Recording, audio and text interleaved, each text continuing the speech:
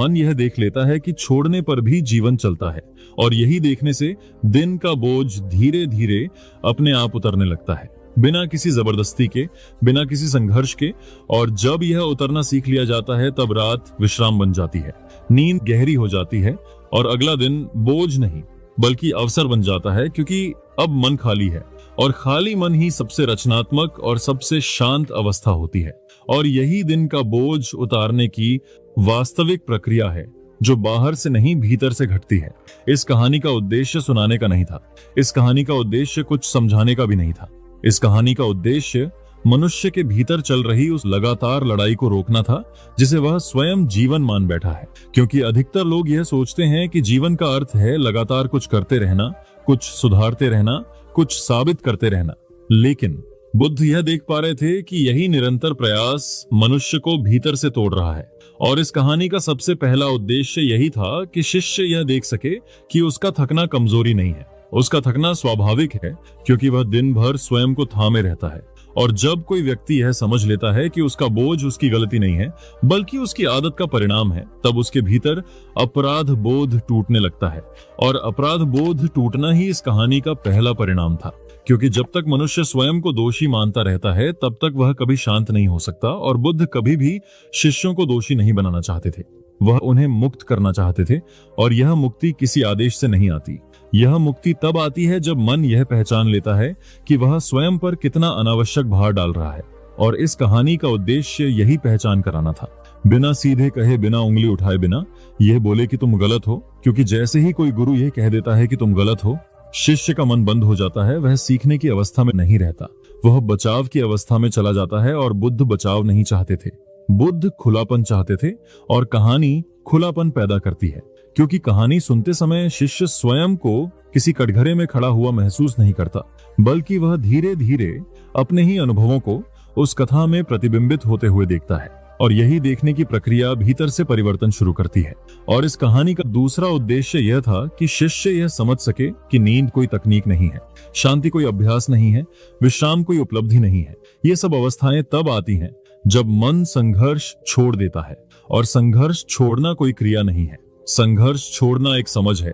और समझ हमेशा अप्रत्यक्ष रूप से आती है, क्योंकि प्रत्यक्ष समझ मन को चुनौती देती है और अप्रत्यक्ष समझ मन को आमंत्रित करती है। और बुद्ध आमंत्रण के मार्ग पर चलते थे, दबाव के मार्ग पर नहीं। और यही कारण है कि इस कहानी में कोई समाधान नहीं दिया गया, कोई उपाय नहीं बताया गया, कोई नियम नहीं रखे गए, क्योंकि बुद्ध जानते थे कि नियम मन को और भारी कर देते हैं। और यह कहानी हल्कापन देने के लिए थी।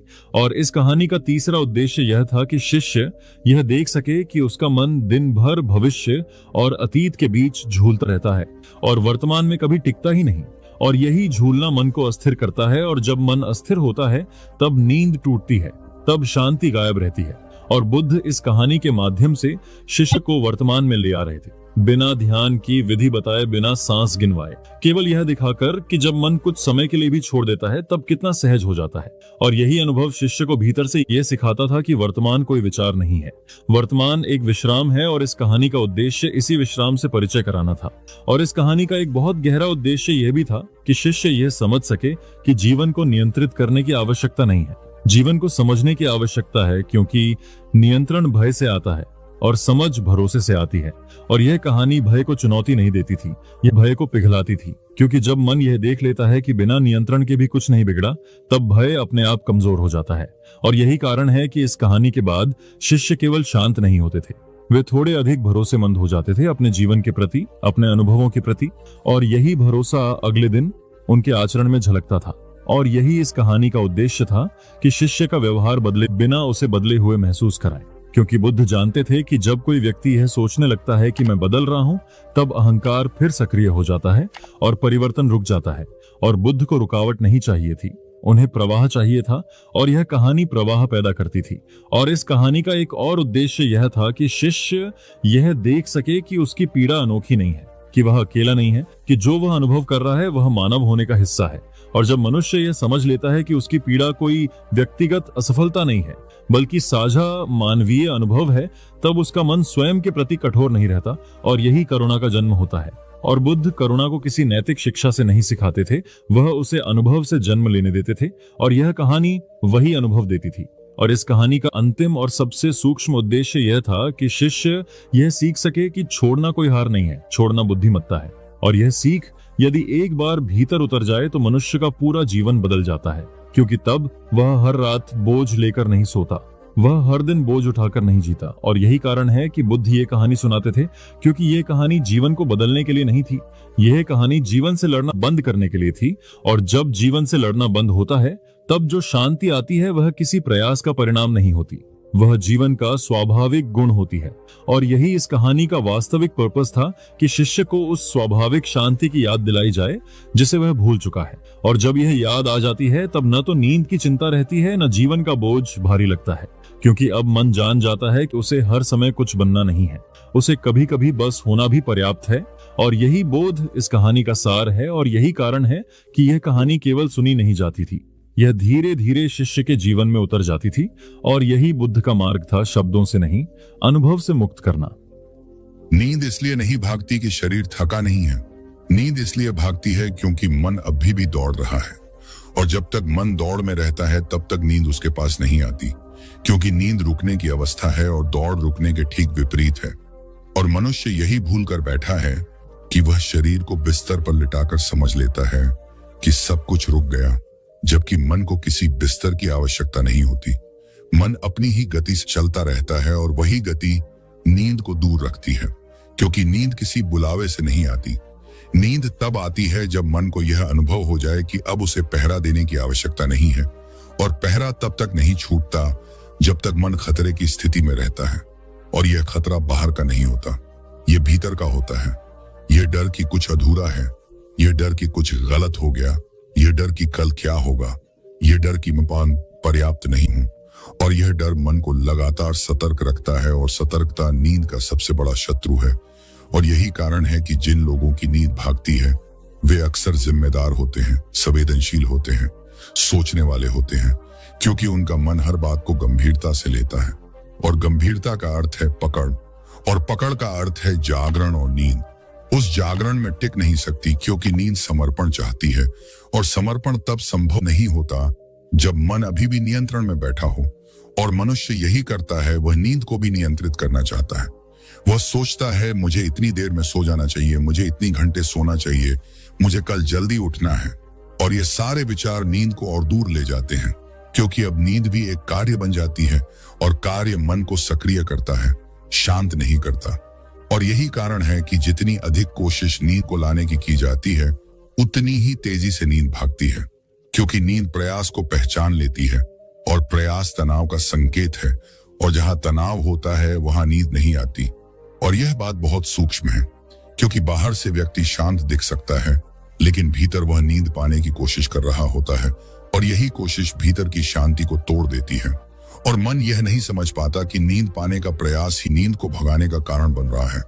और यही कारण है कि बुद्ध जैसे लोग नींद की विधि नहीं बताते थे, वे मन की मुद्रा बदलने की बात करते थे, क्योंकि नींद मुद्रा का परिणाम है, न कि तकनीक का। और मन की मुद्रा तब तक नहीं बदलती जब तक मन यह न समझ ले कि उसे हर चीज को पकड़ कर रखने की आवश्यकता नहीं है। और यह समझ दिन में नहीं आती, क्योंकि दिन में मन को नियंत्रण की आदत होती है, लेकिन रात में यह आदत बोझ बन जाती है, और नींद उसी बोझ से भागती है, क्योंकि नींद हल्के मन में उतरती है और भारी मन से दूर रहती है। और मन भारी तब होता है जब वह हर विचार को सच मान लेता है, हर भावना को समस्या मान लेता है, हर स्मृति को सुधारने योग्य मान लेता है। और यही सुधार की प्रवृत्ति मन को चैन नहीं लेने देती, क्योंकि सुधार भविष्य की ओर ले जाता है, और नींद भविष्य में नहीं रहती। नींद केवल वर्तमान में उतरती है, और मन जितना भविष्य में रहता है उतना नींद से दूर रहता है। और यही कारण है कि चिंता और नींद एक साथ नहीं रह सकती, क्योंकि चिंता भविष्य की कल्पना है और नींद वर्तमान का विश्राम है, और दोनों की दिशा अलग अलग है। और मनुष्य जब यह नहीं समझ पाता तब वह चिंता के साथ नींद को बुलाने की कोशिश करता है, और यही असंभव है, क्योंकि चिंता और नींद एक दूसरे के विपरीत ध्रुव है। और नींद इसलिए भी भागती है क्योंकि मन रात को वही करना चाहता है जो दिन में करता रहा है। विश्लेषण, तुलना, समीक्षा, और ये तीनों क्रियाएं मन को तेज रखती हैं, और तेज मन में नींद नहीं आती, क्योंकि नींद की गति बहुत धीमी होती है, और तेज गति में धीमी चीज दिखाई नहीं देती।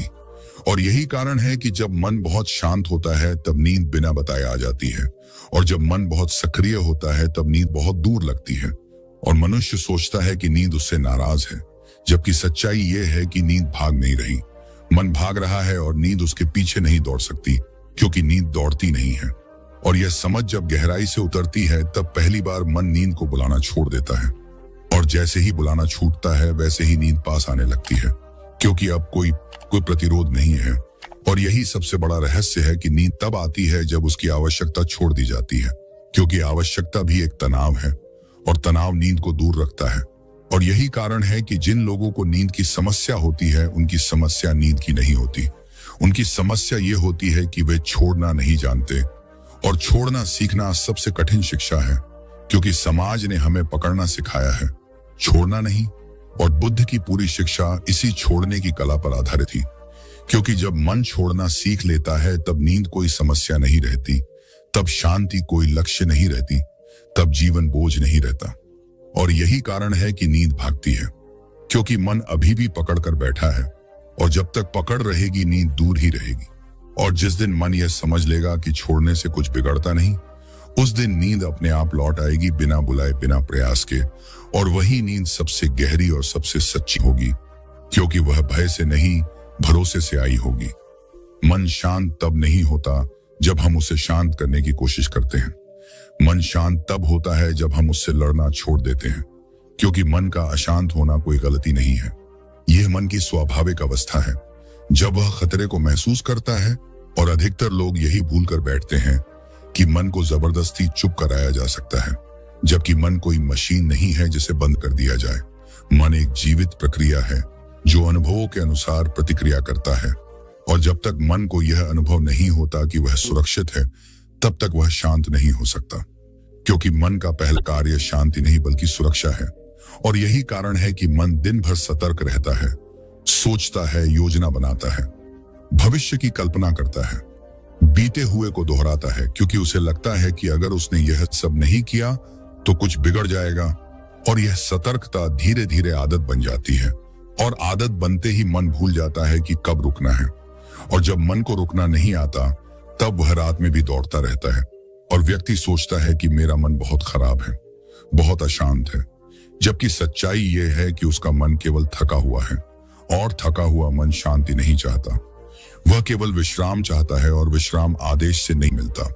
विश्राम तब मिलता है जब मन को यह भरोसा मिल जाए कि अभी कुछ भी ठीक नहीं करना है, अभी कुछ भी संभालना नहीं है, अभी कुछ भी साबित नहीं करना है।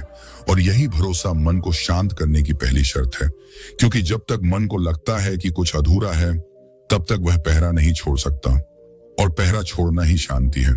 और मन तब तक पहरा छोड़ने को तैयार नहीं होता जब तक हम उसे यह संकेत नहीं देते कि अब खतरा नहीं है।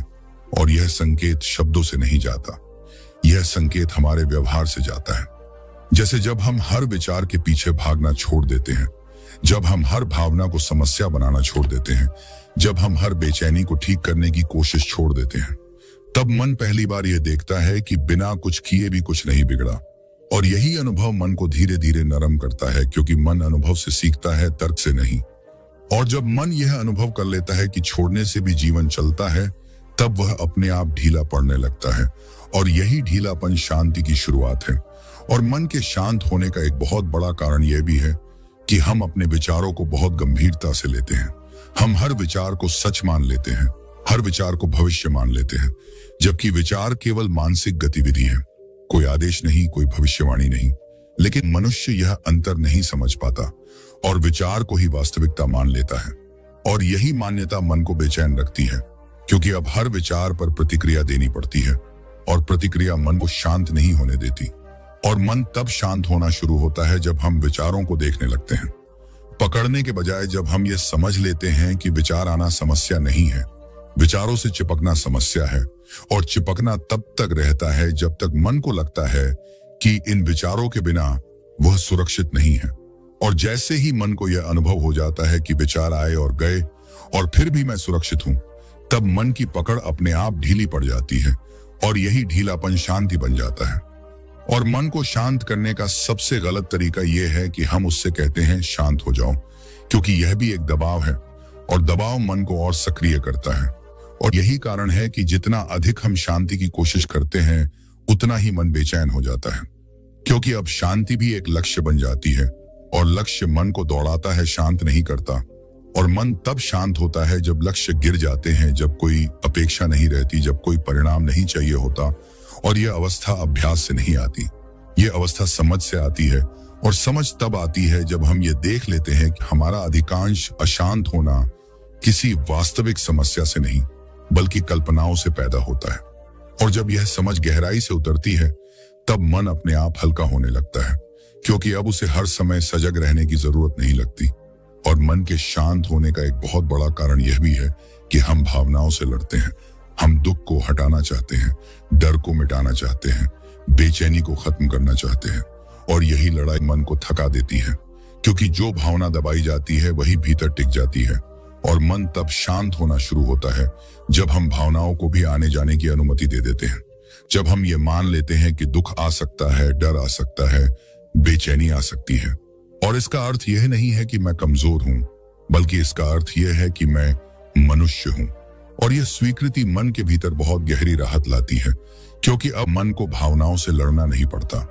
और जब लड़ाई खत्म होती है तब शांति अपने आप आती है। और मन को शांत करने की प्रक्रिया में सबसे महत्वपूर्ण यह समझ है कि शांति कोई स्थायी अवस्था नहीं है, शांति आती जाती रहती है। और जो व्यक्ति शांति को पकड़ना चाहता है वह फिर से अशांत हो जाता है, क्योंकि पकड़ फिर शुरू हो जाती है। और मन तब शांत होता है जब वह किसी भी अवस्था को पकड़ने की कोशिश छोड़ देता है, चाहे वह अशांति हो या शांति। और यही बुद्ध की शिक्षा का सार था कि जो है उसे जैसा है वैसा देखने दो। और जैसे ही देखने में स्वीकार आ जाता है वैसे ही भीतर का संघर्ष समाप्त हो जाता है। और संघर्ष समाप्त होते ही मन शांत हो जाता है, बिना किसी प्रयास के, बिना किसी तकनीक के।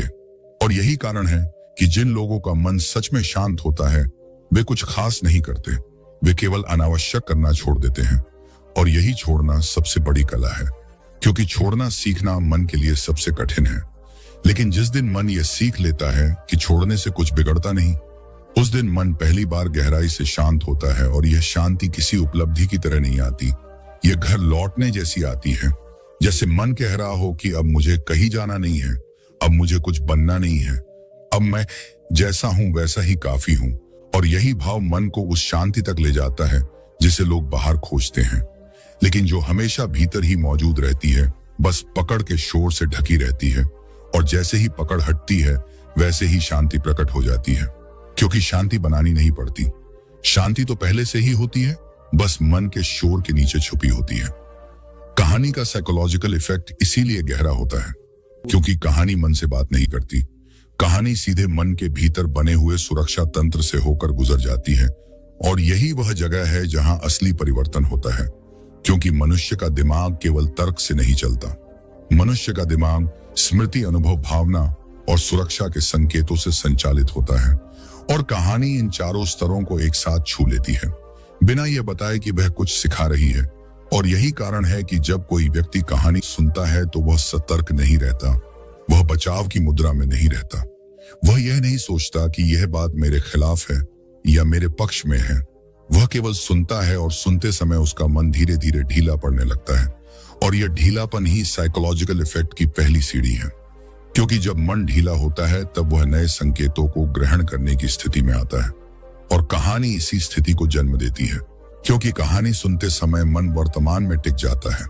वह न अतीत सुधार रहा होता है, न भविष्य की योजना बना रहा होता है, वह बस प्रवाह में होता है। और प्रवाह में होना ही दिमाग के उस हिस्से को सक्रिय करता है जिसे हम अवचेतन कहते हैं। और अवचेतन वही स्थान है जहां हमारी आदतें, डर, विश्वास और प्रतिक्रिया के पैटर्न जमा होते हैं। और जब कहानी उस स्थान तक पहुंचती है तब वह केवल जानकारी नहीं बनती, वह अनुभव बन जाती है। और अनुभव ही व्यवहार को बदलता है, विचार नहीं। और यही कारण है कि उपदेश भूल जाते हैं, लेकिन कहानियां याद रहती हैं, क्योंकि उपदेश दिमाग के ऊपरी हिस्से तक सीमित रहते हैं, जबकि कहानी भीतर गहराई तक उतर जाती है। और कहानी का एक बहुत बड़ा साइकोलॉजिकल इफेक्ट यह भी होता है कि वह व्यक्ति को सुरक्षित दूरी देती है खुद को देखने की, क्योंकि जब कोई व्यक्ति सीधे अपने बारे में सुनता है तो उसका मन तुरंत प्रतिरोध करता है। लेकिन जब वही बात किसी और पात्र के माध्यम से आती है तो मन बिना डर के खुद को उस पात्र में पहचान लेता है। और यह पहचान बिना शर्म के, बिना अपराध बोध के होती है। और यही बिना शर्म की पहचान सबसे शक्तिशाली परिवर्तन का कारण बनती है, क्योंकि शर्म मन को बंद कर देती है और पहचान मन को खोल देती है, और कहानी मन को खोलती है, और खुला मन ही बदल सकता है। और कहानी का साइकोलॉजिकल इफेक्ट इसलिए भी स्थायी होता है क्योंकि कहानी भावनाओं के साथ जुड़ जाती है और दिमाग भावनात्मक जानकारी को अलग तरह से संग्रहित करता है। वह उसे केवल स्मृति नहीं बनाता, वह उसे अनुभव की तरह जमा करता है। और जो चीज अनुभव की तरह जमा होती है वह बार बार व्यवहार में उभरती है बिना प्रयास के। और यही कारण है कि बचपन की सुनी कहानियां जीवन भर असर डालती हैं, क्योंकि वे दिमाग में केवल शब्द नहीं बनती, वे भावनात्मक संरचना बन जाती हैं। और कहानी का एक और गहरा साइकोलॉजिकल इफेक्ट यह है कि वह मन को अर्थ देती है, क्योंकि मनुष्य का मन अर्थ खोजता है। यदि किसी अनुभव का अर्थ नहीं मिलता तो वह मन को बेचैन करता है, और कहानी अनुभवों को अर्थ में बदल देती है। और जब अनुभव को अर्थ मिल जाता है तब मन शांत हो जाता है, क्योंकि अब उसे उस अनुभव को ढूंढना नहीं पड़ता। और यही कारण है कि दुख की कहानी सुनकर भी मन हल्का हो जाता है, क्योंकि अब दुख अकेला नहीं रहता, वह अर्थ से जुड़ जाता है। और कहानी का साइकोलॉजिकल इफेक्ट इसलिए भी गहरा होता है क्योंकि वह नियंत्रण की भाषा में नहीं होती, वह आमंत्रण की भाषा में होती है, और मन आमंत्रण में खुलता है, आदेश में नहीं। और कहानी आदेश नहीं देती, कहानी संकेत देती है, और संकेत मन के भीतर अपने समय पर खुलते हैं। और यही कारण है कि कहानी सुनने के बाद व्यक्ति तुरंत नहीं बदलता, लेकिन धीरे धीरे उसका देखने का तरीका बदलने लगता है, और देखने का तरीका बदलते ही प्रतिक्रिया बदल जाती है, और प्रतिक्रिया बदलते ही जीवन बदल जाता है। और यही कहानी का सबसे गहरा साइकोलॉजिकल इफेक्ट है कि वह व्यक्ति को बिना बताए बदल देती है। और कहानी का एक और महत्वपूर्ण प्रभाव यह है कि वह मन को अकेलेपन से बाहर निकालती है, क्योंकि कहानी सुनते समय व्यक्ति यह महसूस करता है कि जो मैं अनुभव कर रहा हूं वह केवल मैं नहीं कर रहा। यह मानवीय है, और यह एहसास मन को बहुत गहरी राहत देता है, क्योंकि अकेलापन मन की सबसे बड़ी पीड़ा है, और कहानी इस पीड़ा को साझा अनुभव में बदल देती है, और साझा अनुभव पीड़ा को कम कर देता है। और यही कारण है कि कहानी सुनते समय व्यक्ति रो भी सकता है, लेकिन उसके बाद हल्का महसूस करता है, क्योंकि मन ने भार बांट लिया होता है। और कहानी का साइकोलॉजिकल इफेक्ट इसलिए भी शक्तिशाली होता है क्योंकि वह दिमाग को समाधान नहीं देती, वह दिमाग को विराम देती है। और विराम ही वह अवस्था है जहां दिमाग अपने आप पुनर्संतुलन करता है। और यही कारण है कि कहानी सुनने के बाद नींद बेहतर आती है, शांति बढ़ती है, और निर्णय स्पष्ट होते हैं, क्योंकि दिमाग को कुछ समय के लिए समस्या सुलझाने से मुक्त कर दिया गया होता है। और कहानी का अंतिम और सबसे सूक्ष्म साइकोलॉजिकल इफेक्ट यह है कि वह व्यक्ति को अपने भीतर भरोसा करना सिखाती है, क्योंकि कहानी यह नहीं कहती कि बाहर से समाधान आएगा, कहानी यह दिखाती है कि भीतर समझ पैदा हो सकती है।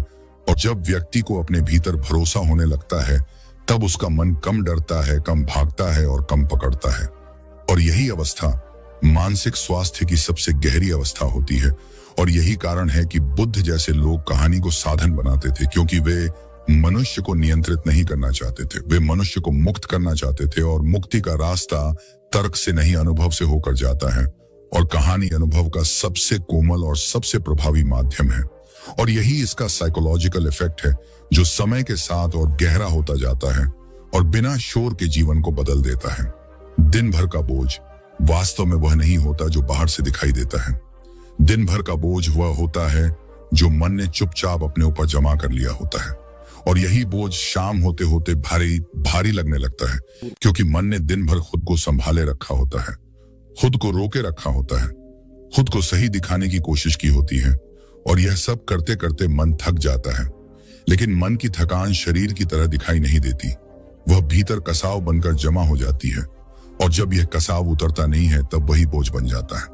और मनुष्य अक्सर ये नहीं समझ पाता कि वह किससे थका है, क्योंकि उसने तो बस अपना काम किया था। लेकिन असली थकान काम से नहीं आती, असली थकान आती है हर बात को मन में पकड़ कर रखने से, हर भावना को दबा लेने से, हर प्रतिक्रिया को भीतर रोक लेने से। और दिन भर यही होता रहता है। कोई बात चुप जाती है लेकिन हम बोलते नहीं, कोई डर उठता है लेकिन हम दिखाते नहीं, कोई थकान आती है लेकिन हम मानते नहीं। और यह सब भीतर जमा होता चला जाता है और मन इन सबको अपने साथ ढोता रहता है, यह सोचकर कि बाद में देखेंगे, लेकिन बाद कभी आता नहीं, और यही जमा हुआ सब दिन भर का बोझ बन जाता है। और मन को हील करने का पहला कदम यही है कि मन को यह अनुमति दी जाए कि वह दिन भर जमा हुई इन बातों को नीचे रख सकता है, क्योंकि मन तब तक छोड़ नहीं सकता जब तक उसे यह भरोसा न मिले कि छोड़ना सुरक्षित है। और अधिकतर लोग यह गलती करते हैं कि वे खुद से कहते हैं भूल जाओ, मत सोचो, ध्यान हटाओ। लेकिन यह सब छोड़ना नहीं है, यह दबाना है, और जो दबाया जाता है वही सबसे भारी बनता है। और हीलिंग दबाने से नहीं होती, हीलिंग स्वीकार से होती है। और स्वीकार का अर्थ है यह मान लेना कि हाँ, आज मन थक गया है, हाँ, आज कुछ बातें भारी भारी लगी हैं, हाँ, आज सब कुछ सही नहीं था। और यही मान लेना बोझ को हल्का करने की शुरुआत है, क्योंकि अब मन खुद के खिलाफ नहीं खड़ा है। और जैसे ही मन खुद के खिलाफ खड़ा होना छोड़ता है, वैसे ही भीतर की लड़ाई रुकने लगती है, और लड़ाई रुकते ही ऊर्जा वापस आने लगती है। और यही हीलिंग है। और दिन भर का बोझ छोड़ने की प्रक्रिया में सबसे जरूरी बात यह है कि मन को दिन समाप्त होने का संकेत दिया जाए, क्योंकि मन अपने आप दिन समाप्त नहीं करता, वह हर अनुभव को आगे ले जाता रहता है। और जब तक उससे साफ साफ यह नहीं कहा जाता कि आज का दिन यही पूरा हुआ, तब तक वह काम करता रहता है। और हीलिंग का एक बहुत सरल लेकिन गहरा तरीका यह है कि रात को या विश्राम के समय मन से यह कहा जाए कि जो हुआ वह आज तक के लिए पूरा है, अभी उसे ठीक नहीं करना है, अभी उसे समझना नहीं है, अभी उसे बदलना नहीं है। और यह वाक्य कोई सकारात्मक सोच नहीं है, यह मन को दी गई सुरक्षा की सूचना है। और जब मन यह सूचना सुनता है, तब वह पहली बार अपने बोझ को नीचे रखने की कोशिश करता है। और जैसे जैसे यह अभ्यास रोज दोहराया जाता है, मन धीरे धीरे सीख जाता है कि हर दिन सब कुछ ढोना जरूरी नहीं है। और यही सीख हीलिंग बन जाती है। और दिन भर का बोझ छोड़ने में एक और बहुत महत्वपूर्ण बात यह है कि हम खुद से कठोर भाषा में बात करना बंद करें, क्योंकि मन सबसे ज्यादा बोझ तब उठाता है जब वह खुद को जज करता है। मैं ऐसा क्यों हूं, मुझसे यह गलती क्यों हुई, मुझे और बेहतर होना चाहिए। और यह आंतरिक आलोचना ही दिन भर का सबसे भारी बोझ होती है। और जब हम इस भाषा को पहचान कर धीरे धीरे नरम करते हैं, तब मन को पहली बार राहत मिलती है, क्योंकि अब उसे खुद को साबित नहीं करना पड़ता। और मन तभी हील होता है जब उसे साबित करने की जरूरत खत्म हो जाती है। और यही कारण है कि दिन भर का बोझ छोड़ना किसी टेक्निक से नहीं होता, यह एक रिश्ता बदलने से होता है अपने ही मन के साथ। और जब यह रिश्ता नरम हो जाता है, तब हीलिंग अपने आप शुरू हो जाती है, और मन धीरे धीरे हल्का होने लगता है। और हल्का मन ही वह जगह है जहां शांति आती है, नींद आती है, और भीतर का संतुलन वापस लौटता है। और यही माइंड रिलीज का असली अर्थ है, कुछ हटाना नहीं, बल्कि कुछ पकड़ना छोड़ देना। और जब मन पकड़ना छोड़ देता है, तब जो शांति आती है वह बनाई हुई नहीं होती, वह स्वाभाविक होती है। और वही शांति सबसे गहरी हीलिंग होती है। सोचिए कि इस समय आपको कहीं पहुंचना नहीं है, किसी से आगे नहीं निकलना है, किसी को साबित नहीं करना है। सोचिए कि यह क्षण किसी जिम्मेदारी का नहीं है, यह क्षण केवल आपके मन को उतारने का है। और जैसे ही आप ये सोचते हैं, वैसे ही मन को पहली बार यह संकेत मिलता है कि अभी खतरा नहीं है, अभी खुद को बचाने की जरूरत नहीं है, अभी मजबूत दिखने की जरूरत नहीं है। और यही संकेत मन की दौड़ को थोड़ा धीमा करता है, क्योंकि मन तब तक दौड़ता है जब तक उसे लगता है कि कुछ बिगड़ सकता है। सोचिए कि दिन भर आपने जो भी किया, जैसा भी किया, वही उस समय संभव था। आप कोई मशीन नहीं है, आप एक मनुष्य है, और मनुष्य थकता है, उलझता है, गलती करता है, और फिर भी आगे चलता है। और यही स्वाभाविक है। लेकिन गिल्ट तब पैदा होता है जब मन उस समय के अनुभव को आज की समझ से जज करता है और खुद को सजा देने लगता है। और यही सजा मन के भीतर भारी बोझ बन जाती है। महसूस कीजिए कि यह गिल्ट आपके शरीर में कहाँ बैठा है, छाती में, गले में, पेट में या सिर में। महसूस कीजिए, बिना उसे हटाने की कोशिश किए। बस उसकी मौजूदगी को और महसूस कीजिए कि आप उसे महसूस करते हुए भी सुरक्षित हैं। कुछ भी टूट नहीं रहा, कुछ भी बिगड़ नहीं रहा। और यही अनुभव गिल्ट की पकड़ को ढीला करना शुरू करता है। सोचिए कि डर भी इसी तरह काम करता है। डर भविष्य की कल्पना है जो अभी घटी नहीं है, लेकिन मन उसे सच मानकर जीने लगता है। सोचिए कि अभी इस क्षण में कोई डर सामने खड़ा नहीं है। आप जहां हैं वहां सुरक्षित हैं। आपकी सांस चल रही है, आपका शरीर आपको थामे हुए है, और यह सब बिना किसी प्रयास के हो रहा है। इसका मतलब यह है कि जीवन अभी भी आपका साथ दे रहा है।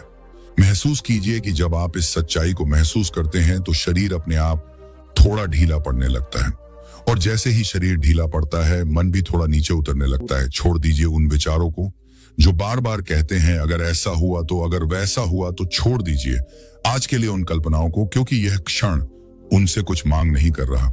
यह क्षण केवल आपकी उपस्थिति मांग रहा है। महसूस कीजिए कि ओवरथिंकिंग कैसे शुरू होती है। एक विचार आता है, फिर दूसरा, फिर तीसरा, और मन उन्हें पकड़कर एक लंबी कहानी बना लेता है। महसूस कीजिए कि विचार आना कोई समस्या नहीं है, समस्या है उनके पीछे भागना।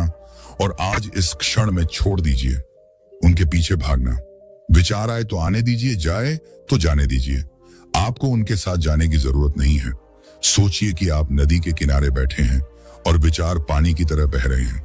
आप पानी में कूद नहीं रहे, आप बस किनारे बैठे देख रहे हैं। और यही देखने की अवस्था मन को शांत करती है, क्योंकि अब मन को कुछ नियंत्रित नहीं करना पड़ रहा। महसूस कीजिए कि जैसे जैसे आप नियंत्रण छोड़ते हैं शरीर भारी होने लगता है। यह भारीपन थकान नहीं है, यह विश्राम है। यह संकेत है कि मन धीरे धीरे नीचे उतर रहा है। छोड़ दीजिए आज के लिए खुद को दोष देना, छोड़ दीजिए आज के लिए खुद को सुधारने की जिम्मेदारी छोड़ दीजिए। यह मानना कि आपको अभी बेहतर बनना ही होगा, आज इतना ही काफी है। सोचिए कि यह रात आपके खिलाफ नहीं है, यह रात आपके लिए है। यह रात बोझ उठाने के लिए नहीं बोझ उतारने के लिए है। और जैसे जैसे आप ये सोचते हैं वैसे वैसे मन उस जगह पहुंचने लगता है जहां गिल्ट, डर और ओवर थिंकिंग अपनी पकड़ खोने लगते हैं। सोचिए कि अब आप किसी प्रक्रिया में नहीं हैं, अब आप बस मौजूद हैं।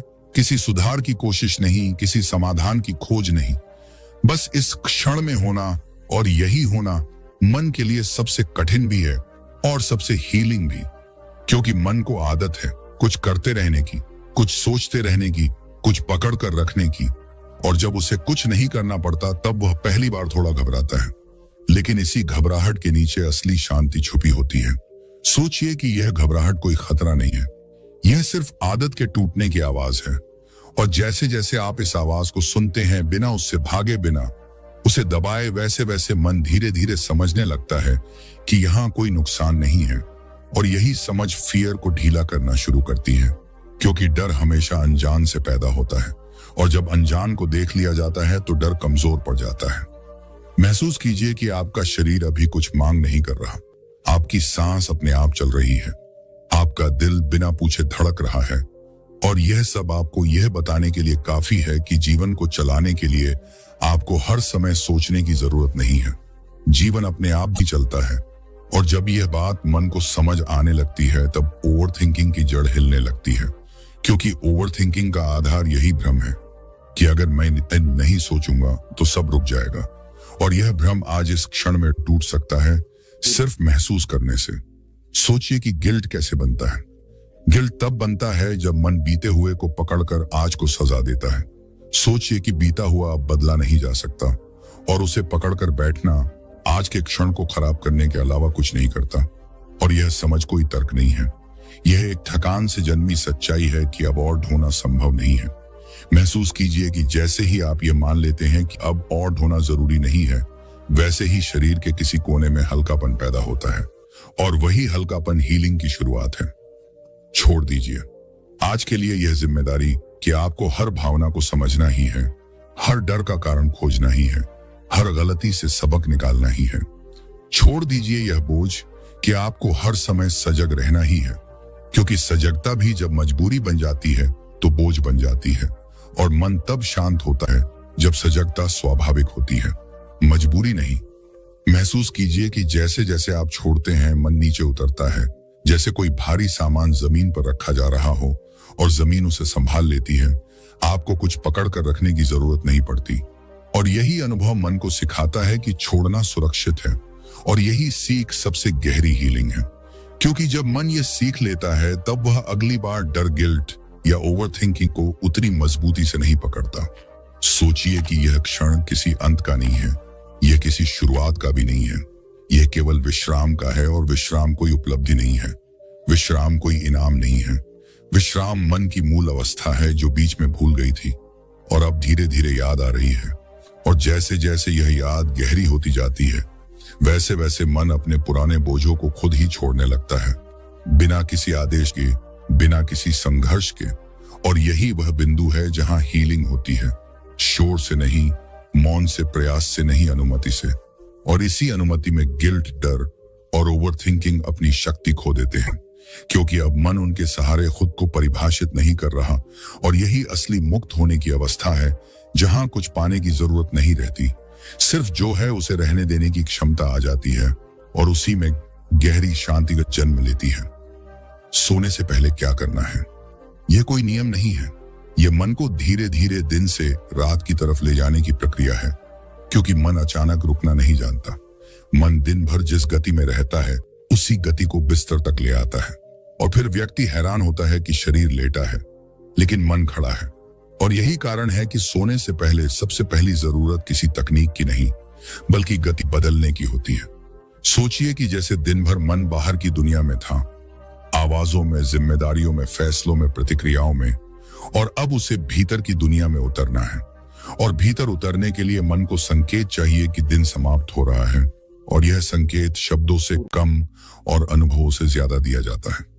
इसलिए सोने से पहले सबसे पहला काम यह नहीं है कि आप बिस्तर पर जाएं, बल्कि यह है कि आप दिन को धीरे धीरे बंद करें। जैसे मोबाइल की स्क्रीन को धीमे से बंद करना, तेज रोशनी को कम करना, कमरे को शांत बनाना। और यह सब बाहरी चीजें नहीं है, यह मन को दिया गया संदेश है कि अब बाहर की दुनिया की मांग खत्म हो रही है। और जैसे जैसे यह संदेश जाता है, मन की सतर्कता थोड़ी ढीली पड़ने लगती है, क्योंकि मन वातावरण से सीखता है, निर्देश से नहीं। और जब रोशनी कम होती है, आवाज कम होती है, गतिविधि कम होती है, तब मन को यह अनुभव होने लगता है कि अब उसे पहरा देने की जरूरत नहीं है। और यही अनुभव नींद की पहली सीढ़ी है। और सोने से पहले यह भी जरूरी है कि मन को यह बताया जाए कि आज के लिए सब कुछ पूरा है, क्योंकि मन अपने आप दिन खत्म नहीं करता, वह हर अधूरे अनुभव को पकड़कर बैठा रहता है। और जब तक उसे यह साफ संकेत नहीं मिलता कि आज अब कुछ भी ठीक नहीं करना है, कुछ भी सुधारना नहीं है, तब तक वह काम करता रहता है। और यही काम नींद को दूर रखता है। इसलिए सोने से पहले मन से धीरे से यह कहना बहुत हीलिंग होता है कि जो हुआ वह आज तक के लिए पूरा है, कल जो होगा कल देखा जाएगा। और यह कोई सकारात्मक वाक्य नहीं है, यह मन को दी गई अनुमति है। और अनुमति मिलते ही मन पहली बार अपने बोझ को नीचे रखने की कोशिश करता है।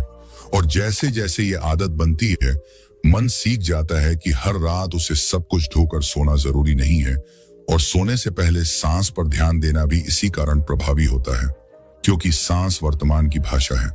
जब मन सांस को महसूस करता है तो वह भविष्य और अतीत से थोड़ी देर के लिए बाहर आ जाता है, और यही बाहर आना नींद को बुलाता है। लेकिन यहां भी सांस को नियंत्रित करने की जरूरत नहीं है, बस यह महसूस करना है कि सांस चल रही है और आपको कुछ नहीं करना पड़ रहा। और यही अनुभव मन को यह सिखाता है कि बिना नियंत्रण के भी जीवन चलता है। और जब मन यह सीख लेता है, तब वह नियंत्रण छोड़ने को तैयार होता है। और नियंत्रण छोड़ना ही नींद है। और सोने से पहले शरीर को ढीला करना भी जरूरी है। लेकिन ढीला करने का मतलब कोई विशेष आसन नहीं है। ढीला करने का मतलब है शरीर को यह अनुमति देना कि वह अब चौकन्ना न रहे। जब आप बिस्तर पर लेटते हैं तो महसूस कीजिए कि शरीर बिस्तर के भरोसे है। आपको खुद को थामे रखने की जरूरत नहीं है। और यह भरोसा धीरे धीरे मन तक पहुंचता है, क्योंकि शरीर और मन अलग नहीं है। शरीर ढीला पड़ता है तो मन को संदेश जाता है कि अब खतरा नहीं है, और यही संदेश नींद को पास लाता है। और सोने से पहले विचार आएंगे, यह स्वाभाविक है, लेकिन उनसे लड़ने की जरूरत नहीं है, क्योंकि लड़ाई ही मन को जगाए रखती है। बस यह समझना है कि विचार आना नींद की रुकावट नहीं है, विचारों को पकड़ना रुकावट है। और जब आप यह पकड़ छोड़ देते हैं, तब विचार अपने आप कमजोर पड़ जाते हैं। और सोने से पहले यह भी जरूरी है कि आप अपने आप को सुधारने की कोशिश बंद करें। यह रात सुधार के लिए नहीं है, यह विश्राम के लिए है। और जब मन यह समझ लेता है, तब वह पहली बार सच में सोने के लिए तैयार होता है, क्योंकि अब उसे बेहतर बनने का बोझ नहीं उठाना पड़ता। और यही सोने से पहले की सबसे गहरी तैयारी है कि मन को यह याद दिलाया जाए कि उसे अभी कुछ बनना नहीं है, उसे बस होना है। और यही होने की अवस्था नींद को आमंत्रित करती है, बिना प्रयास के, बिना दबाव के। सोने से पहले क्या ना करना है, यह समझना उतना ही जरूरी है जितना यह समझना कि क्या करना है। क्योंकि अधिकतर बेचैनी गलत आदतों से पैदा होती है, न कि सही आदतों की कमी से। और मन दिन भर जिन आदतों में उलझा रहता है, वही आदतें रात को भी साथ ले आता है और फिर नींद दूर चली जाती है। इसलिए सोने से पहले सबसे पहले यह छोड़ना जरूरी है कि मन हर बात का अर्थ निकाले, हर अनुभव का विश्लेषण करे, हर भावना को समझे, क्योंकि रात समझने का समय नहीं है, रात उतरने का समय है। और जब मन यह नहीं समझ पाता तब वह बिस्तर पर भी दिन को दोहराता रहता है और यही दोहराव नींद को रोकता है। इसलिए सोने से पहले धीरे धीरे यह अभ्यास जरूरी है कि जो भी विचार आए उसे बिना अर्थ दिए, बिना उत्तर दिए जाने दिया जाए, क्योंकि हर विचार का उत्तर देना जरूरी नहीं है और यह समझ मन को बहुत हल्का कर देती है। और सोने से पहले यह आदत भी छोड़नी होती है कि खुद को जज किया जाए, दिन भर क्या सही किया, क्या गलत किया, क्या बेहतर कर सकते थे। यह सब आत्म मूल्यांकन दिन में उपयोगी हो सकता है, लेकिन रात में यह बोझ बन जाता है, क्योंकि अब मन थक चुका होता है और थके मन से हिसाब मांगना उसे और बेचैन कर देता है। इसलिए सोने से पहले मन से यह कहना हीलिंग होता है कि आज के लिए इतना ही काफी है। और यह वाक्य कोई समझौता नहीं है, यह संतुलन है। और संतुलन मिलते ही मन अपने आप शांत होने लगता है।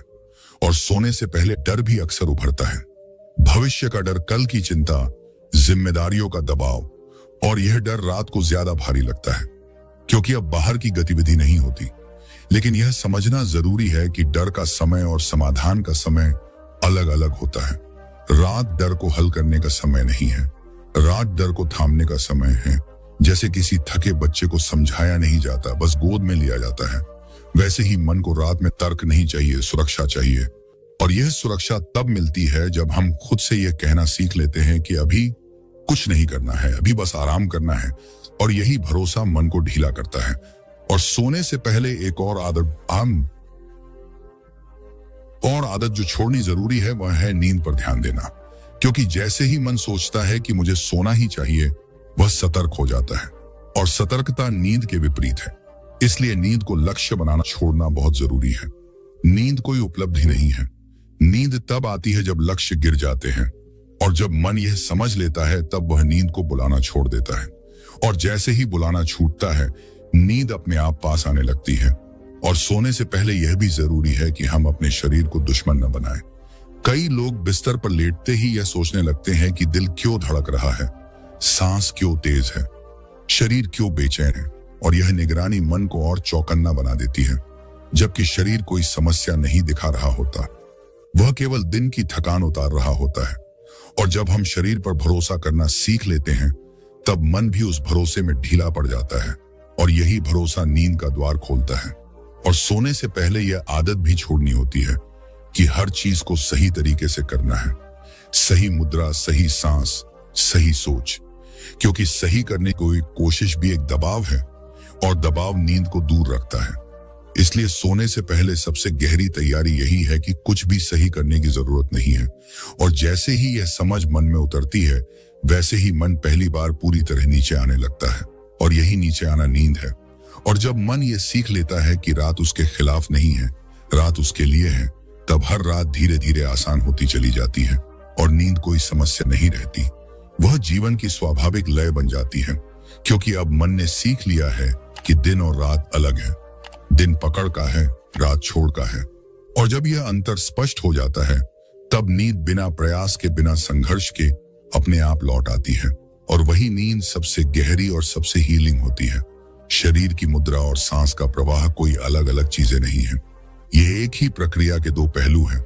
और जब तक यह बात समझ में नहीं आती तब तक लोग शरीर को ठीक करने की कोशिश करते रहते हैं या सांस को सही करने की कोशिश करते रहते हैं, जबकि असली परिवर्तन तब होता है जब शरीर और सांस को एक साथ आराम करने दिया जाता है।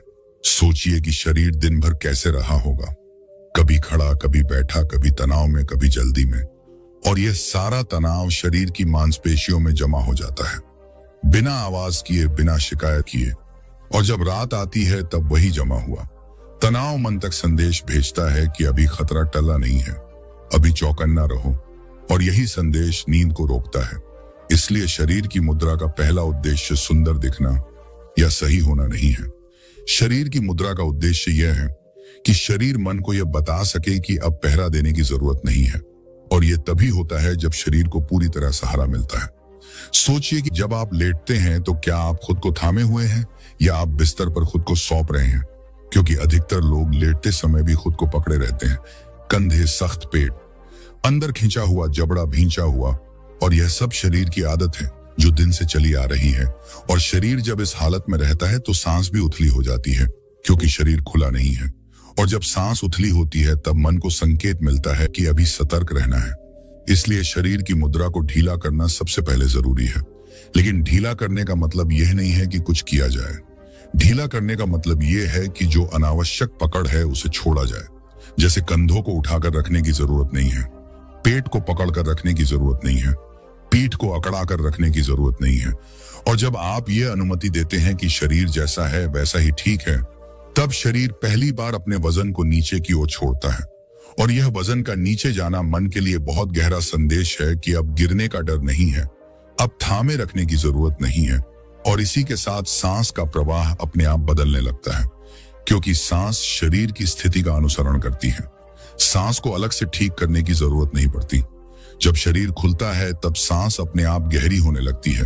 और गहरी सांस का मतलब जोर से सांस लेना नहीं है। गहरी सांस का मतलब है बिना रुकावट के सांस का बहना। और जब सांस बिना रुकावट के बहती है तब मन को यह संकेत मिलता है कि सब ठीक है, जीवन अपने आप चल रहा है। और यही संकेत मन को शांत करता है। और सांस के प्रवाह को महसूस करना इसीलिए हीलिंग होता है, क्योंकि सांस वर्तमान की सबसे सीधी भाषा है। सांस भविष्य नहीं जानती, सांस अतीत नहीं ढोती, सांस केवल अभी में चलती है। और जब आप सांस के प्रवाह को महसूस करते हैं बिना उसे बदलने की कोशिश किए, तब मन भी धीरे धीरे अभी में उतरने लगता है। और जैसे जैसे मन अभी में उतरता है वैसे वैसे ओवर थिंकिंग कमजोर पड़ने लगती है, क्योंकि ओवर थिंकिंग को भविष्य चाहिए और अभी में भविष्य नहीं होता।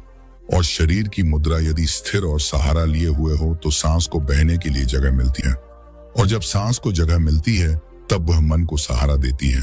और यही पूरा चक्र हीलिंग बन जाता है, बिना किसी तकनीक के, बिना किसी गिनती के, बिना किसी नियम के। और शरीर और सांस का यह संबंध जितना अधिक सहज होता है उतनी ही जल्दी मन यह सीख लेता है कि उसे कुछ करना नहीं है, उसे बस छोड़ना है। और यह छोड़ना शरीर से शुरू होता है, सांस तक जाता है और सांस से मन तक पहुंचता है। और यही क्रम सबसे प्राकृतिक और सबसे गहरा है। शरीर की मुद्रा और सांस का प्रवाह को समझने का एक और गहरा तरीका यह है कि इन्हें ठीक करने की चीज न मानकर इन्हें सुनने की चीज माना जाए। क्योंकि शरीर हमेशा बोलता रहता है लेकिन मन सुनता नहीं है। दिन भर मन शरीर को आदेश देता है, सीधा बैठो, जल्दी चलो, थकान मत दिखाओ, दर्द को नजरअंदाज करो। और शरीर यह सब सहता रहता है।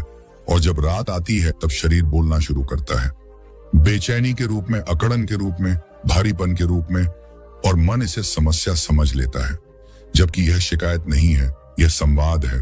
और जब तक इस संवाद को सुना नहीं जाता तब तक शरीर और सांस शांत नहीं होते। इसलिए शरीर की मुद्रा का दूसरा अर्थ यह है कि शरीर को यह अनुभव कराया जाए कि अब उसकी बात सुनी जा रही है। और यह अनुभव तब होता है जब आप शरीर को बदलने की कोशिश नहीं करते, बल्कि उसे महसूस करते हैं। जैसे लेटते समय यह देखना कि कौन सा हिस्सा जमीन या बिस्तर को छू रहा है और कौन सा हिस्सा अभी भी खुद को थामे हुए है। और इस देखने में कोई सुधार नहीं है, कोई सही गलत नहीं है, बस जागरूकता है। और जागरूकता अपने आप में ढीलापन लाती है, क्योंकि अब शरीर को छुपना नहीं पड़ रहा। और जैसे ही शरीर को यह भरोसा मिलता है कि उसे छुपाना नहीं है, वैसे ही वह अपने तनाव को थोड़ा थोड़ा छोड़ने लगता है। और यही छोड़ना सांस को जगह देता है। और सांस जब जगह पाती है तब वह शरीर को फैलाती है। लेकिन यह फैलाव कोई जोर नहीं है, यह खुलाव है। जैसे किसी बंद कमरे की खिड़की खुल जाए और हवा अपने आप आने लगे। और जब सांस इस तरह बहती है तब मन को यह संदेश मिलता है कि अब उसे सब कुछ संभालने की जरूरत नहीं है, क्योंकि शरीर खुद को संभाल पा रहा है। और यह संदेश मन के भीतर जमा पुराने डर को ढीला करता है, क्योंकि डर अक्सर इसी भ्रम से पैदा होता है कि अगर मैं बहुत सतर्क नहीं रहा तो कुछ गलत हो जाएगा। और जब शरीर यह दिखा देता है कि बिना सतर्कता के भी वह सुरक्षित है, तब डर की जड़ हिल जाती है। और शरीर की मुद्रा और सांस का प्रवाह इसीलिए इतने शक्तिशाली है, क्योंकि वे मन से बहस नहीं करते, वे मन को अनुभव कराते हैं। और अनुभव तर्क से ज्यादा गहरा होता है। और एक और महत्वपूर्ण बात यह है कि जब हम शरीर की मुद्रा को महसूस करते हैं तब हम अपने आप वर्तमान में आ जाते हैं, क्योंकि शरीर अतीत और भविष्य में नहीं रहता। शरीर हमेशा अभी में रहता है और सांस भी हमेशा अभी में रहती है। इसलिए शरीर और सांस का अनुभव मन को अभी में खींच लाता है बिना किसी प्रयास के।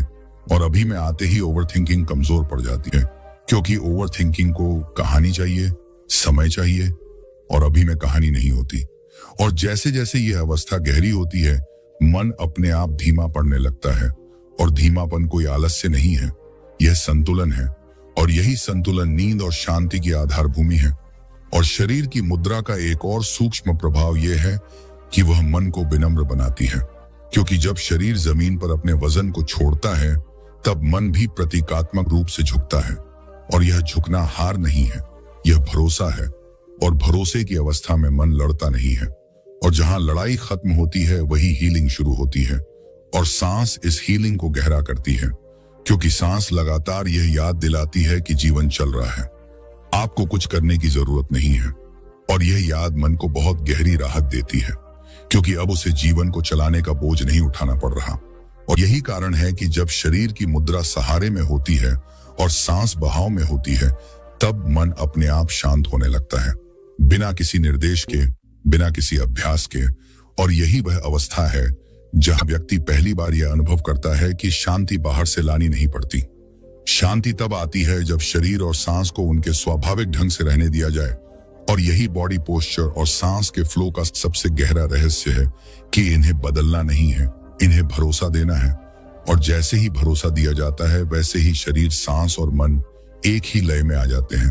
और वही लय हीलिंग बन जाती है, बिना शोर के, बिना संघर्ष के, बिना किसी दबाव।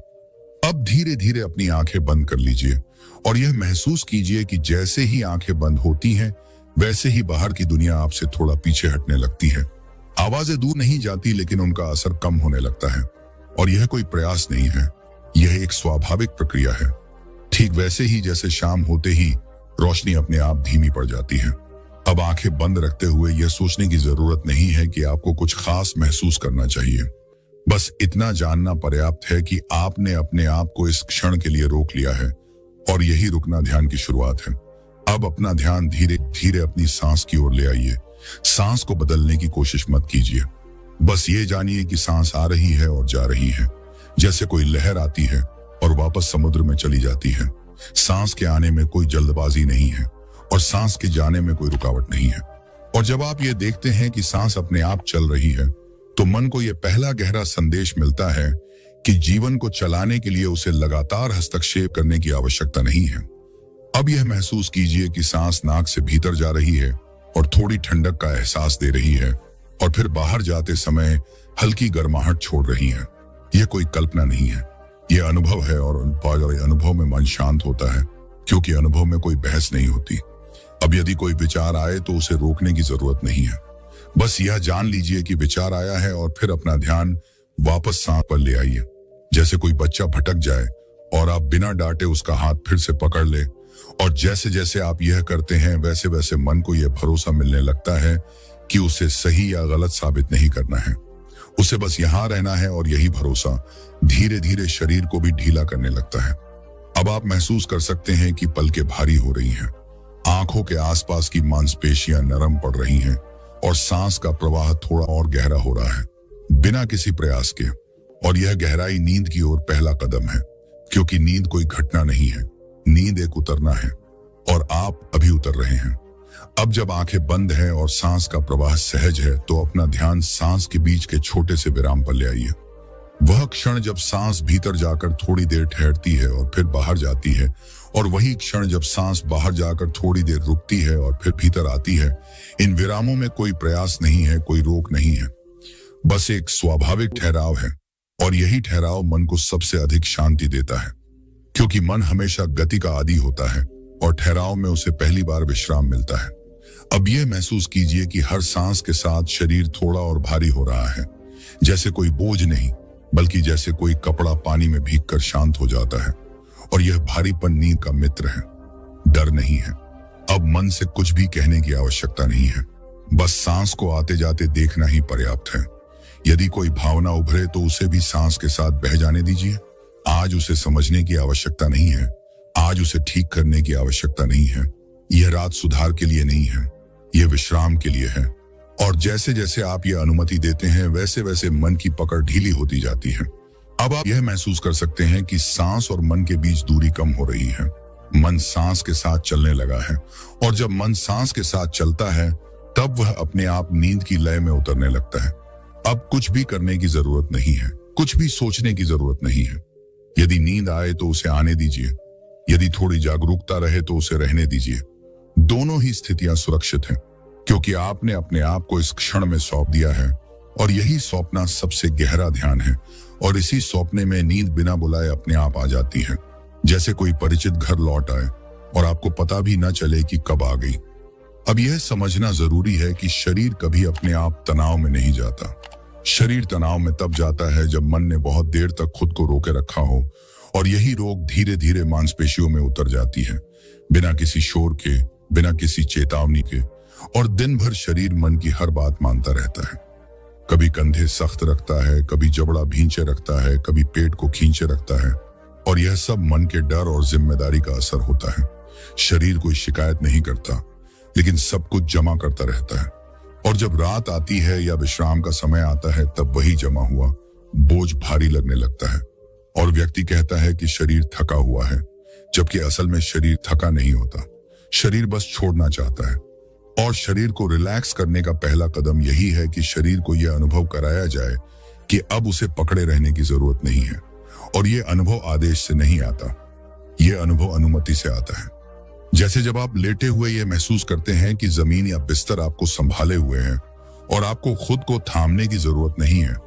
और जैसे ही यह भरोसा शरीर को मिलता है वैसे ही मांसपेशियां थोड़ी ढीली पड़ने लगती है, बिना किसी कोशिश के। और यही ढीलापन रिलैक्सेशन की असली शुरुआत है, क्योंकि शरीर को रिलैक्स करने का मतलब कुछ करना नहीं है। शरीर को रिलैक्स करने का मतलब अनावश्यक पकड़ छोड़ देना है। और यही पकड़ दिन भर मन ने शरीर से करवाई होती है। और जैसे जैसे शरीर छोड़ता है वैसे वैसे मन को भी संकेत जाता है कि अब सतर्क रहने की जरूरत नहीं है। और मन और शरीर का यह रिश्ता बहुत गहरा है। शरीर ढीला पड़ता है तो मन को भरोसा मिलता है और मन भरोसा करता है तो शरीर और छोड़ देता है। और यही दोनों के बीच की हीलिंग प्रक्रिया है। और जब शरीर रिलैक्स होने लगता है तब मन अपने आप शांत होने की दिशा में जाने लगता है, क्योंकि मन का बहुत बड़ा हिस्सा शरीर की स्थिति से संकेत लेता है। और जब शरीर सख्त होता है तब मन सोचता है कि कुछ गलत है। और जब शरीर ढीला होता है तब मन को संकेत मिलता है कि अभी कुछ बिगड़ नहीं रहा। और यही संकेत मन को शांत करता है। और मन को शांत करने के लिए अलग से कुछ करने की जरूरत नहीं पड़ती, क्योंकि मन को शांति आदेश से नहीं मिलती। मन को शांति सुरक्षा से मिलती है और सुरक्षा शरीर की ढीलापन से आती है। और जैसे जैसे शरीर यह सीखता है कि छोड़ना सुरक्षित है, वैसे वैसे मन भी अपनी दौड़ कम करने लगता है और विचारों की गति अपने आप धीमी पड़ने लगती है, बिना किसी जबरदस्ती के। और यही कारण है कि जब शरीर सच में रिलैक्स होता है तब मन को समझाने की जरूरत नहीं रहती। वह अपने आप शांत होने लगता है। और यह शांति कोई बनावटी शांति नहीं होती, यह गहरी स्वाभाविक शांति होती है जो थकान के नीचे छुपी हुई थी और अब बाहर आ रही है। और यही शरीर और मन के बीच का सबसे सच्चा संबंध है कि शरीर रिलैक्स होता है तो मन को संघर्ष छोड़ने की अनुमति मिलती है और संघर्ष छोड़ने के साथ ही मन शांत होने लगता है। कभी कभी शरीर को रिलैक्स करने की कोशिश ही सबसे बड़ा तनाव बन जाती है। और यही विरोधाभास अधिकतर लोग नहीं समझ पाते, क्योंकि वे सोचते हैं कि शरीर को ढीला करने के लिए कोई खास अवस्था, कोई सही स्थिति, कोई विशेष तरीका चाहिए। जबकि सच यह है कि शरीर तब रिलैक्स होता है जब उस पर कोई मांग नहीं रहती। और मांग केवल बाहर से नहीं आती, मांग भीतर से भी आती है।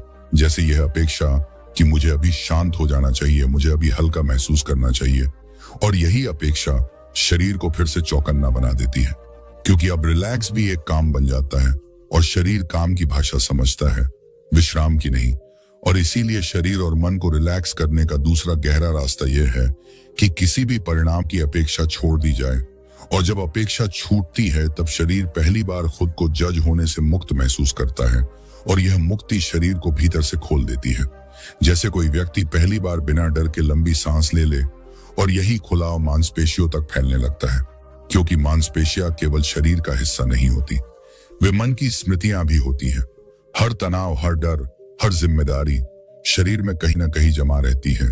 और जब मन दिन भर खुद को मजबूत बनाए रखता है तब शरीर भी उसी मजबूती को पकड़े रहता है, और जब रात आती है या विश्राम का समय आता है तब शरीर उस मजबूती को छोड़ना चाहता है, लेकिन मन उसे छोड़ने नहीं देता, क्योंकि मन को लगता है कि अगर मैं ढीला पड़ा तो कुछ गलत हो जाएगा, और यही डर शरीर को रिलैक्स नहीं होने देता।